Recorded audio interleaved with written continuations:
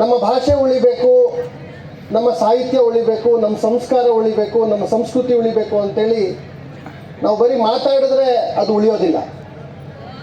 ನಮ್ಮ ಜೀವನ ಶೈಲಿಯಲ್ಲಿ, ನಮ್ಮ ಆಚಾರದಲ್ಲಿ, ನಮ್ಮ ಆಚರಣೆಗಳಲ್ಲಿ, ಹಬ್ಬ ಹರಿದಿನಗಳಲ್ಲಿ, ನಾವು ಊಟ ಮಾಡುವ ಆಹಾರಗಳಲ್ಲಿ, ನಾವು ಬೆಳೆಯುವ ಬೆಳೆಗಳಲ್ಲಿ, ನಾವು ಕಟ್ಟುವ ಮನೆಯ ವಾಸ್ತುಶಿಲ್ಪದಲ್ಲಿ, ಹೀಗೆ ನಮ್ಮ ಸುತ್ತಮುತ್ತ ಇರುವ ಎಲ್ಲ ವಸ್ತುಗಳಲ್ಲಿ ನಮ್ಮ ಭಾಷೆ ಇರುತ್ತೆ.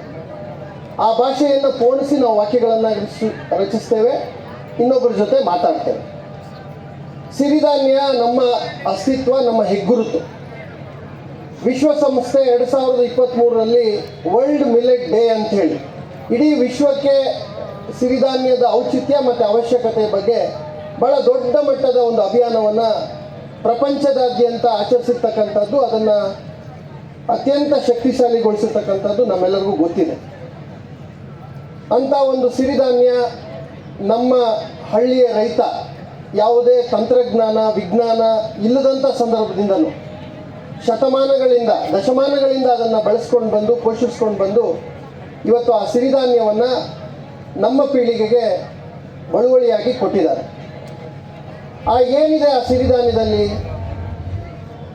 ಸ್ವತಂತ್ರ ಬಂದ ನಂತರ ಇಡೀ ದೇಶ ಹಸಿರು ಕ್ರಾಂತಿ, ಆಹಾರ ಉತ್ಪನ್ನಗಳನ್ನು ನಾವು ಹೊರಗಡೆ ದೇಶಗಳಿಂದ ಆಮದು ಮಾಡ್ಕೊಳ್ತಾ ಇದ್ವಿ. ಜೋಳವನ್ನು ಆಮದು ಮಾಡಿಕೊಂಡು ಅಮೆರಿಕಾದಿಂದ ಊಟ ಮಾಡುವಂಥ ಸ್ಥಿತಿ ಸ್ವತಂತ್ರದ ನಂತರ ದೇಶ ನೋಡಿದೆ.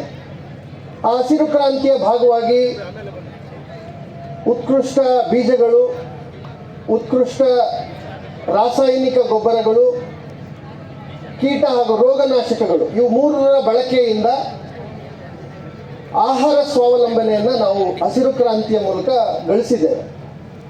ಆದರೆ ಇವತ್ತು ಎಲ್ಲಿ ಬಂದು ನಿಂತಿದ್ದೇವೆ ಅಂದರೆ, ಇವತ್ತು ಆಹಾರ ಭದ್ರತೆ ಏನೋ ಸಿಕ್ಕಿದೆ, ಆದರೆ ಪೌಷ್ಟಿಕಾಂಶದ ಭದ್ರತೆ ಸಿಕ್ಕಿದೆಯಾ ಅನ್ನೋ ಒಂದು ಕವಲು ದಾರಿಯಲ್ಲಿ ನಾವೆಲ್ಲ ಬಂದು ನಿಂತಿದ್ದೇವೆ.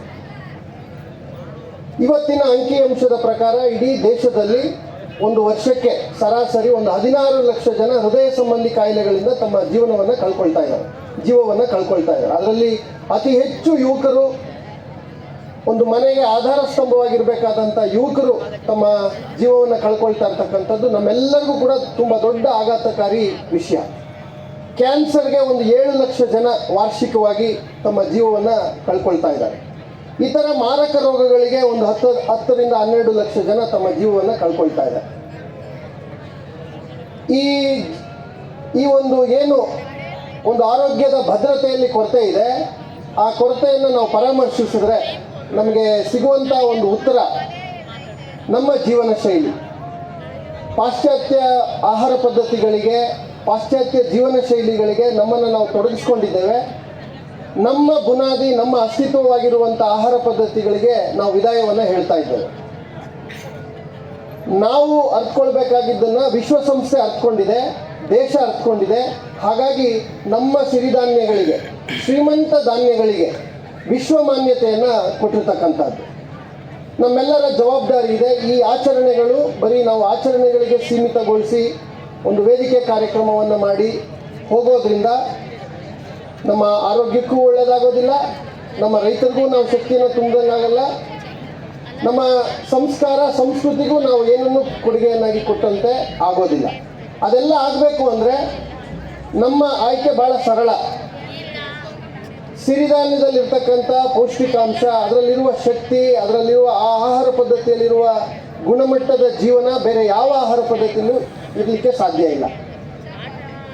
ಒಂದು ಸಿರಿಧಾನ್ಯ ಬೆಳೀತಕ್ಕಂಥದ್ದು ತನ್ನನ್ನು ತಾನು ಪ್ರಕೃತಿಗೆ ಒಡ್ಡಿ, ಬರಗಾಲದಲ್ಲಿ ಮಳೆನೇ ಇಲ್ಲದಂಥ ಸಂದರ್ಭದಲ್ಲಿ ಬೀಳುವ 4 ಹನಿಗಳಿಗೆ ತನ್ನನ್ನು ಒಡ್ಡಿ ಆ ಸಿರಿಧಾನ್ಯ ಬೆಳೆದು ಎಲ್ಲ ರೋಗಗಳಿಂದ, ಯಾವ ಸಿರಿಧಾನ್ಯಗಳಿಗೂ ನಾವು ಬಹುತೇಕ ಯಾವುದೇ ಕೀಟನಾಶಕ, ರೋಗನಾಶಕಗಳನ್ನು ಸಿಂಪಡಿಸೋದು ಕೂಡ ಇಲ್ಲ, ನಾವು ನೀರನ್ನು ಕೂಡ ಹಾಸೋದಿಲ್ಲ.